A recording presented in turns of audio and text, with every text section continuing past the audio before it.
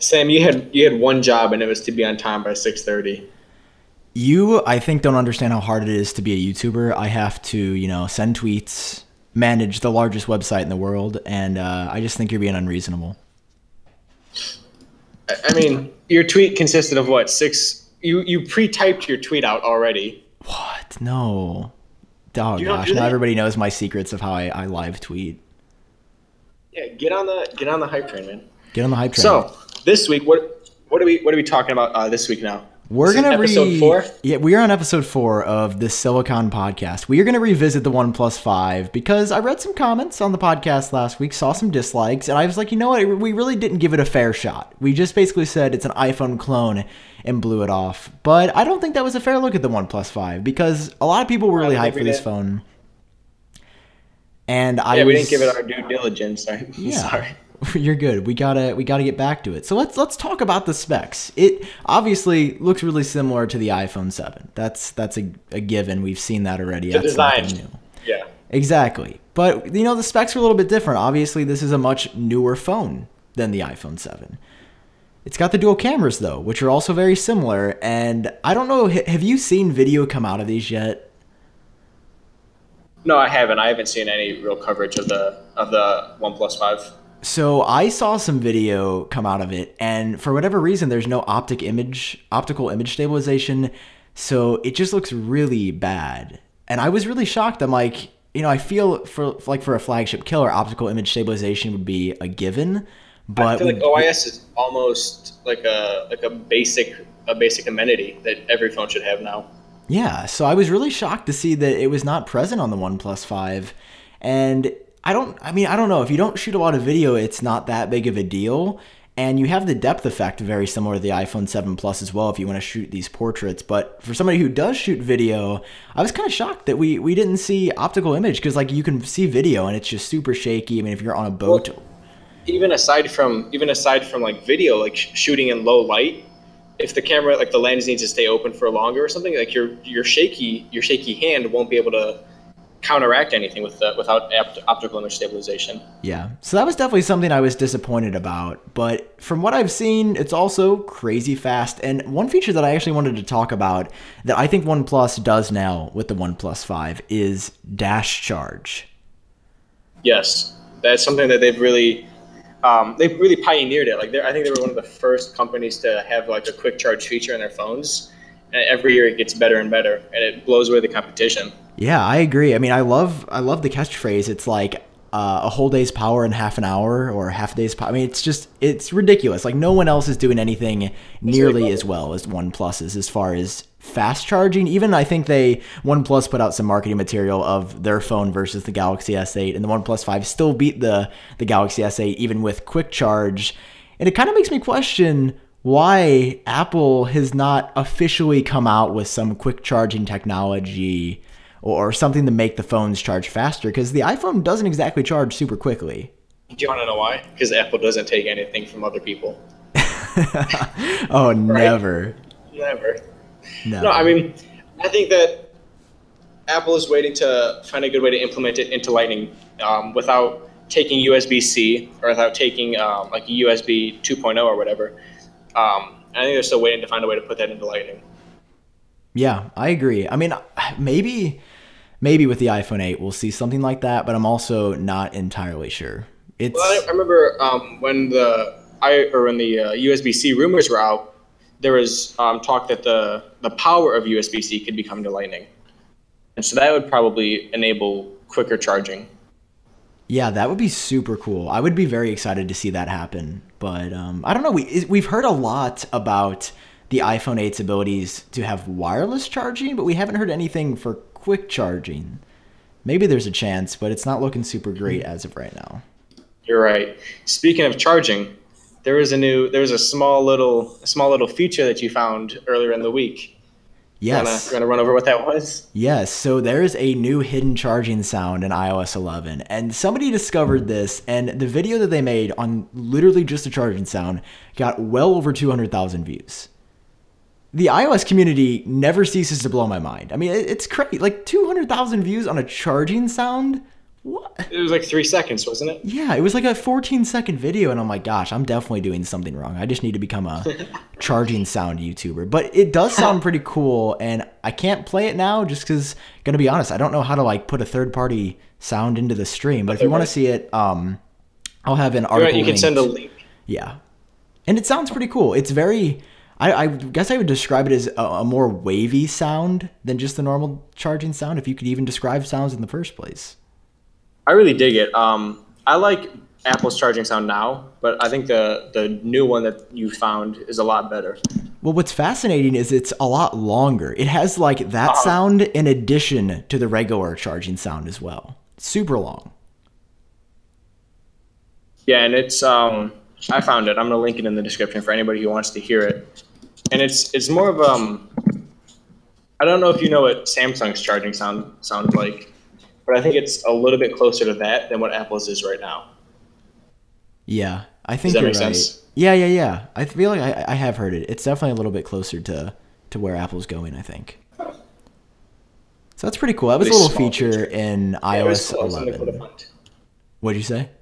There's something cool to find, you know, like with all the betas over the last few weeks, outside of like the new iOS 11 stuff, it's really been kind of empty, I feel like. Yeah, hopefully this week we'll be seeing a new beta, because I think this Wednesday it will be 2 weeks since we saw iOS 11 beta 2. And speaking of this, actually, this week is our last week on Monday, right around 3 p.m. again, which must be, or I guess 3 p.m. my time, 1 p.m. Pacific Standard in Apple's time zone, is when the public beta came out for iOS 11. And we were expecting it, like it was going to come out that week, but the 3 p.m. time is just really weird. But if you wanted to try iOS 11, you can now. You can do it through the public beta. There was actually a scam that I saw going around if you were trying to install like a hacked developer profile to try iOS 11. So that's why I never post about it. I see a lot of YouTubers post about, day one, how to install iOS 11. Number one, there's usually a ton of issues. So the last thing I want to do is show people how to get their phones into a reboot loop and then have them super angry. And number two, like, I don't know if you should be installing the newest firmware on your devices. Like on iOS 11 beta 1 for me, I'm really happy that I didn't make a video like that, because I had to I think I restored my iPhone 7 like 7 times in a week. Because really? Yeah, with iOS 11, for some reason the first beta on both of my iPhone 7s, it got into this reboot loop whenever the phone would die, and then like I would just forget to charge one of them because I had two, and it was just a disaster. Like I lost a bunch of stuff, and it was just a terrible idea. And I'm like, can't imagine being somebody to show the world how to install iOS 11 on day one when, like, clearly not a good idea. But if you have wanted to try it, it's really stable now, and I think iOS 11 is going in a great direction. Have you installed it on any of your devices, Vince? No, I haven't. I really haven't been using my iPad as much over the last few weeks, but I'm really excited to try out the new features in iOS 11, and I'm planning on doing it soon. Yeah, they're so good. I've got the new 10.5-inch iPad Pro that I picked up a while back, and I decided to take the leap and put iOS 11 on there just because it definitely feels like right now Apple is putting a lot of emphasis on the iPads. Yeah, on the iPads, which is a complete 180 from what we've seen in the past. But, they're doing it. And I think it's a good move. I mean, the iPad... I think you have to look at... You have to look at the lifespan of an iPad. Every few years, they put out a new iPad. And instead of like a phone where you can upgrade it every year, every 2 years, there's really not a lot of turnover in the iPad market.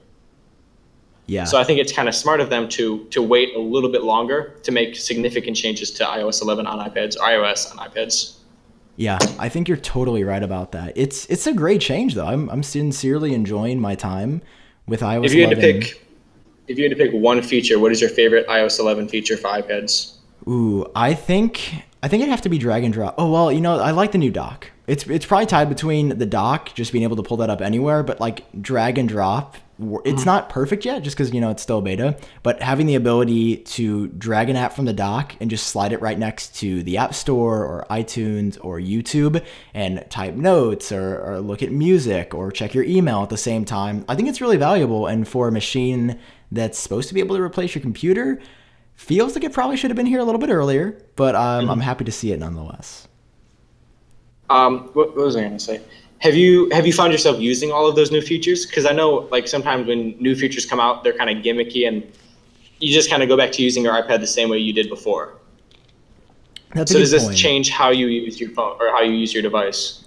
So I honestly think it does. I didn't use split view a lot in the past, but I've felt myself a lot more recently, especially with the new dock. Like if I'm just looking at the App Store right now, I can drag up the dock and then swipe all the way up to go to multitasking, or drag an app from the dock, like Narwhal for Reddit, and then just check Reddit and be on the App Store at the same time, or check Twitter and be browsing through Reddit at the same time. And it is really useful. And I didn't expect a whole lot for the iPad this year, just because Apple's put it on the back burner since I think we first saw split view in iOS 9. They didn't really do anything with iOS 10, and then they came back full force this year. But I really do think it has changed the way I've used my iPad. It gets it one step closer to replacing your computer. And for a lot of people, I think the iPad can replace their computer. I really do, because if you're just checking emails, listening to music, browsing the web, downloading apps, that's exactly what an iPad is. Yeah, as long as you're not doing anything super intensive like editing, or I would recommend probably not. I wouldn't be one to take notes on an iPad, especially for classes. Yeah, it's a mixed experience. And like if you like it, then it's really good. But if you still prefer that tactile, like hard keyboard and a super fast like the iPad is everything with iOS in general is very lightweight, doesn't take a lot of power. Like it's pretty simple. It's easy, and it works really well for doing simple things. But at the same time, like if you want even a few more power features, you should just get a Mac. Like the iOS experience. Go with the Mac, yeah, it's simple. My one gripe with the iPad Pro lineup is that Apple still calls it like the iPad for professionals. But no professionals I know use an iPad. You have a point.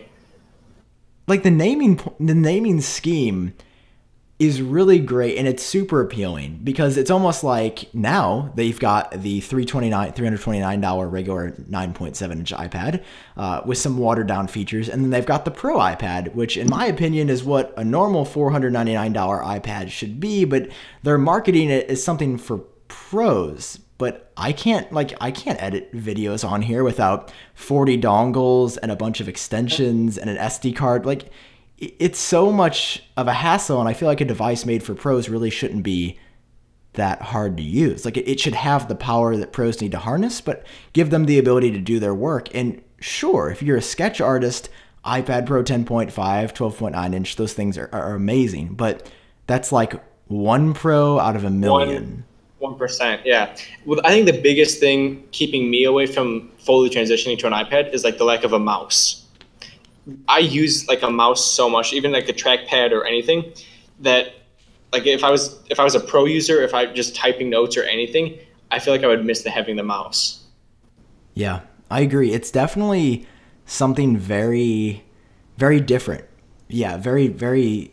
I don't even know how to describe it. It's just not the same as having a keyboard and mouse. And No, it's not. As much as I've tried to like make the iPad my computer, for what I do, it's just really hard. Like every time I just try, like even when I wake up in the mornings, I'll like check social media, see what happened overnight, and I still feel myself wanting to go to my iMac much more than my iPad Pro. The iPad Pro is super good if you have to go, if you like want to move downstairs or go throughout your house and have a great tablet, but for actually consuming or creating media, 100% I still enjoy a Mac. Yeah, and I think that's why computers are still in existence and still very popular today, because no tablet's truly been able, even like there were 2-in-1 tablets now, but those are more of like either computers that are tablets or can be tablets, or tablets that can be computers. And there's really nothing that's been able to perfectly bridge the two. Yeah, I agree completely. Well, hey, moving on, do you want to talk a little bit about ARKit?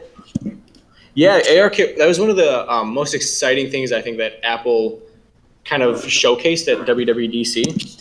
And it was something that I was super excited for, just because the features you can have and the experience that it is super just unique, and it's something that really nobody's like been able to do before. Yes. Oh my gosh. I was trying to think of video ideas for on Friday. I was just like, what would be relevant? What would people probably be interested in? And then I was thinking, like, I've said so much about, iOS 11, but I never really took a look at ARKit. And for me, I mentioned this in the video that I created, it was always a gimmick. Like, the example I gave is Pokemon Go. You know, everybody heard of it. My grandma, now do you guys play Pokemon? Do you guys play Pokemon Go? But she was really interested because she's like, now I've heard there's been like robberies of people playing Pokemon Go. And I'm like, Grandma, I'm fine. You know, we keep our heads up. But that was like the public's first interaction with augmented reality. And I think it was a really good interaction. From what I remember, though, is that a lot of people turned it off to save battery. Yeah, because it did drain your battery because it's using your GPS, it's using your camera. I mean, what else do you need to have 0% on your iPhone at any time? So it was really good, though. Like, did you ever download it and play it and go to gyms and collect Pokemon? I never got on the hype. I never did, but I did play it on somebody else's phone, and I just kind of experienced what it was like. I was one of those kids that played it for the 6 months it was crazy popular. My friends and I got really into it, and then, you know, after that you get bored and you move on. But there's still apparently a very dedicated player base that is into Pokemon Go, and it's a great game. I'm not bashing it by any means. Like, I enjoyed using it. It was really well made. And Nintendo, and I forget the name of the other company that helped create it, they did a great job. Yeah, Niantic. It was an amazing app. Like, really good AR experience, but it was so limited. And they created their own custom AR modes and camera modules for this app. What Apple did with iOS 11 is they opened that functionality easily up for anybody to use. And we've seen so much cool stuff. What is your favorite AR thing that you've seen so far? My favorite was in the video you made. It was the battleships. You could scan over and see, like, look in and really take a different perspective of the battle.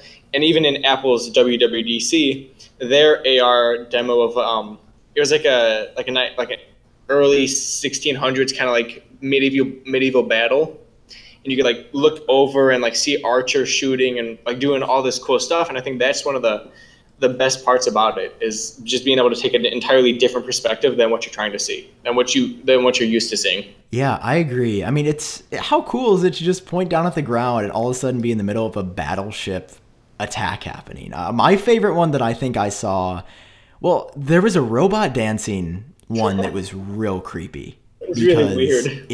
It legit looks like there's somebody dancing around in your room. Like the shadows, the way the lighting hits the robot. Incredible. If you haven't checked it out, I'll link it in the live chat right now. And I think it looks so good, and that developer's done an amazing job. But realistically, I think the one that I like the best has to be the Portal version. I mean, that one where you can walk inside of it, walk around it. Yes. Amazing. And I'm curious if that's actually something you'd be able to do from your phone. I'm not entirely sure that your phone would have the processing power to walk through a portal, generate a whole world, and then walk back out the portal, and like you're back in this other universe. Yeah. And I'd be real curious to see how the developers integrate that into iPhones, iPads, whatever. It'll be amazing. I cannot wait to make like a top 10 AR apps video once iOS 11 is released, or actually try it out. Another cool one that I saw was a Falcon 9 landing in someone's pool from SpaceX. I mean, it blows my mind. Like, it's some of it is cheesy. It's not the most useful, but then you also do have useful stuff like having a tape measure on your phone and being able to use AR to dynamically measure things that you don't have on your person. Or if you don't have a tape measure, you can measure a picture frame or measure some furniture. I think IKEA is working on an AR app so that whenever you try to shop for furniture, you can just pull it up on their app and see how it's going to look in your house before you even own it. That's a really cool. I'm excited for companies like that to do something like that. Exactly. Where you could actually use it more than just a gimmick of a robot dancing in your house. Yeah, it sounds super cool, and I'm very excited for more people to get their hands on AR. I'm excited for apps to just be released. And it's one of those features, once again, that I think a lot of people just looked over. Like when I first saw iOS 11, I definitely looked over it. I was just kind of like, oh, AR, whatever, like not a big deal. Nobody's going to care. And then people started creating these amazing things. Developers got their hands on it. And then you get really cool stuff like rockets and portals and dancing robots and battleships in your living room. So when do you think AR is going to be implemented into Apple's next devices? Do you think it'll come in the iPhone 8, because that's been rumored a little bit? or do you think we'll see it maybe 2 or 3 years down the line when phones have gotten a little bit more powerful and can really support that to its to a better extent? Well, I could definitely see. I mean, it's the vertical dual cameras in the iPhone 8, and there's definitely been some talk that those could have better AR or iris scanning on the front of the phone. That could somehow integrate with these 3D sensing technologies. My question is, though, I feel like on the regular iPhone, AR already works so well. It can already apply itself in any environment with ARKit in iOS 11. So I guess my question is, and like I don't know if you have the answer, I don't know if anybody has the answer, but what would like more hardware do for AR? Like what could new hardware on the iPhone 8 give you for AR? What new features could you get compared to just normal iPhones like we have now? Yeah, that's a really good question. I think obviously if you kind of look at VR is kind of like the start of VR is kind of where AR is at right now. Yeah. And there hasn't been a ton of support behind it, but small little things like the HTC Vive kind of take it to a next step. And I think that's what Apple is going to do right now is they're going to take AR from this gimmicky kind of thing that only a few developers have access to something where a lot of people can access it, but it won't be at the top of the line kind of experience. Yeah. I could definitely see that happening, but very cool. If you have not checked it out, I will leave a video link down below in the description. It's incredible, and I want to hear your thoughts on what your favorite AR experience that you've seen has been so far. What else is on the docket for today?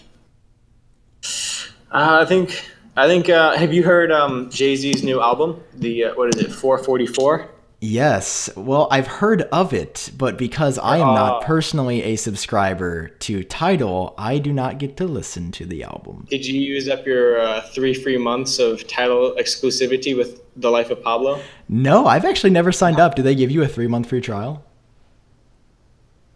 A trial. I'm not sure how long it is, but when Kanye's album released, they had one. And then I guess if you didn't use it then, you could use it for Jay-Z's album now. You know, I could, but I'll probably just wait. Well, I think you mentioned before we started talking, isn't there either a rumor or some leak that said it's coming to other streaming services soon? Oh yeah, it's more than a rumor. It's more than like a leak or somebody said this. It's like multiple news sites have reported on it, and it's like definitely going to happen. It's just within the next week or two, it could come to Spotify, and it's likely going to go to iTunes and Apple Music. So that's what I don't like about these exclusives on streaming services is that you get the exclusive for a week, and then you're pretty much paying $40 for a service that it's not as good as the other ones. Yeah, I don't know. Tidal as a service has really fascinated me. Because slippery slope. Yeah, it really is a slippery slope because they have these really big artists. Jay-Z, wasn't Beyonce? Isn't she a Tidal exclusive person? I would imagine she is. She's married to Jay-Z. Yeah, I'm pretty sure. So it's like Beyonce, Jay-Z, and then of course Kanye West. So 3 of arguably the biggest. Probably the biggest, yeah. Yeah, 3 of the biggest artists out there. I guess the question is, Can artists themselves make people go to a certain service over another? Like, can the biggest people in pop and music and rap cause people to subscribe to the service? And I don't know. I don't know if they can. But Tidal keeps kicking. Yeah, like you said, evidently yes, because Tidal's still around, and I've told myself like I'm just waiting to see the tweet from a news site that's like Tidal officially shutting down as of this date. Please, that'll never happen. Jay-Z has so much money. He's going to pump as much money into Tidal for it to succeed. But if you think back, what is it, like a year and a couple months ago, when Drake's album released on Apple Music, I promise you, Apple Music streaming service like tripled in size when that album dropped. And then Tidal, nobody knew what Tidal was until Kanye released Life of Pablo. And then everybody flocked and got their month free trial on Tidal. And now Jay-Z's album comes out, and everybody's going to pay for 1 month on Tidal just to listen to Jay-Z's album. And I don't think it should be like that. I think that, especially as consumers, choose which one you like based upon which artist goes with which streaming service. Because I personally, I love Spotify, and I use Spotify every day. Mm-hmm.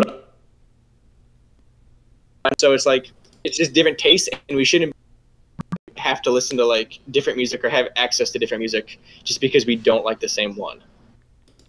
Yeah, I agree completely.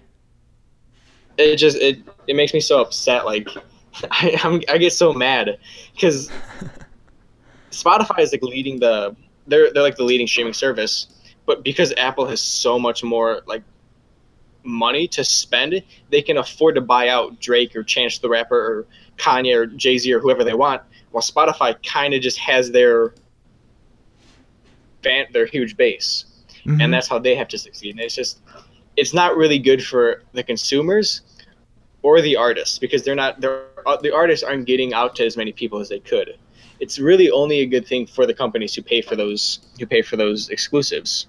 Yeah, I agree completely. It's just strange. Like you said, like the artists frontlining for Tidal, they have a lot of money. I'm sure everything's gonna end up okay. But at the same time, they're probably not making that much money. They're nowhere near as big as Apple Music or Spotify. And I personally have never met somebody who uses Tidal. Who owns Tidal? No, I don't know anybody who's paid for a month of Tidal. I don't know. We'll see how long they last. But as of right now, I mean, they keep the albums popping. I haven't even read anything, any reviews about the album, and I haven't tried to listen to it just because not like the biggest Jay-Z fan myself, but people like him. I mean, it's like his 14th album or something. He knows what he's doing at this point. So you're in his lane or not. And speaking of, it's like his 14th album. This is another thing is that he pulled him and Taylor Swift. They both pulled all of their music off of Taylor Swift pulled it off of Spotify. Jay-Z pulled his music off of Spotify and Apple Music. And like I don't think that if I'm a fan of Jay-Z, I should have to pay for Tidal. Yeah. I mean, that's a very good point. Like if you like an artist, you really shouldn't have to pay just to enjoy their music. And that's where it hurts artists is because I'm now not a fan of Jay-Z. I won't listen to any Jay-Z music because I can't. I'm not going to pay for Tidal just to listen to his music. So it's putting the consumers in a bad spot, I think. I think that's a very good point. It sucks because like, yeah, if you want to listen to that new artist music, you got to do it in a roundabout way, or you got to sign up for this new trial. Back in the good old days, as they call it, everybody just got their music off iTunes, and it was simple. But now there's so much competition. Yeah. Or what was it, Rhapsody, right? What? Haven't you heard of Rhapsody? No. I'm pretty sure it was like, I don't know. I feel like it was one of those. It eventually died. I think it ran into some copyright issues because I want to say you got like this really popular music for free somehow, but in the end, I think you're thinking of Napster. I think you're right. It was Napster? Yeah, you're right. That was in Napster. the Facebook movie. Yeah. Real quick. Well, yeah, but if you guys want to listen to the new Jay-Z album, it'll probably be on Apple Music and Spotify, I would say, within a week. You cut out there for a minute. My bad. Yeah, my internet's been acting weird. But if you want to listen to the new Jay-Z just the new Jay-Z album, you can go on Tidal right now, or wait a couple days and get it on Spotify and Apple Music. You plugging Jay-Z's album right now? Yeah. Well, sorry. Yeah. #ad. not actually sponsored. I think it's a thing that if you say you're sponsored but aren't, you can get sued. So that was just a joke. Not actually sponsored by Jay-Z. Yo, we should see if Tidal will sponsor this podcast. Tidal exclusive podcast. Yeah, we just never mentioned Spotify or Apple Music again. By the way, I was listening to Tidal the other day, and Tidal was really great because... Oh, man. God, that would be the day. That will be the day. I don't know. Is there anything else you wanted to talk about before we wrap up? No, it's been a fairly slow news week. Nothing major changed in the latest beta besides the ARKit. And I don't know. There was a question. Do you know when the iOS 10.3.3 releases? Like when that, based upon Apple's previous history. Yeah. So I thought that it would be coming out, by now. But for whatever reason, iOS 10.3.3 is just still nowhere to be seen. There have been 5 betas now, and nothing has changed, and nobody knows what's happening. And there's those new wallpapers, and it's strange. No one knows what's happening. It's definitely going to end up being one of those security bug fix updates. And honestly, I could see it this week. I could see it the week after. They seem to be really, really waiting. And I don't know why they're waiting to release iOS 10.3.3. Like, it's not a big update. I feel like there's not that many bugs to fix in iOS. It seems pretty stable. Especially with iOS 11 coming out very soon. Yeah, I mean, definitely, I feel like the majority of their attention is on the next big software update, and they have so much to fix with that.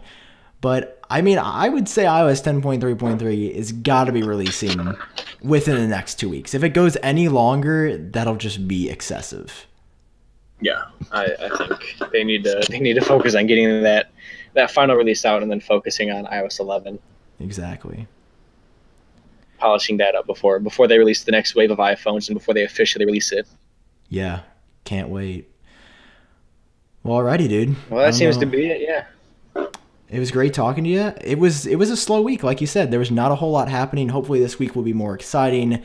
We will hopefully see iOS 11 Beta 3. If everything turns out, I will have a very exciting video going live this week once I receive a certain product that I will not talk about right now because it's going to be a surprise, and I'm super excited. But this week should... Stay tuned to the channel. Yeah, stay tuned to youtube.com/iVideos. But it should be a little bit more interesting than last week. All right, you're all set? Yes, sir. What? Siri just activated. Siri? What? Wait, let me try it. Is this a bug? Yes, sir. Nope, she just got confused. All right, guys, you heard it here first. Siri now activates by saying yes, sir. Well, on that note, we will head out. It was good talking with you guys. Hope all of you are doing well. Of course, if you enjoy the podcast, it would really help us out if you left a like on iTunes and let us know your honest thoughts about this format and stuff down below in the comment section if you're listening later after we live stream almost every week on YouTube. All right, Vince, it was good talking to you. See you, bud. Yep, see you guys.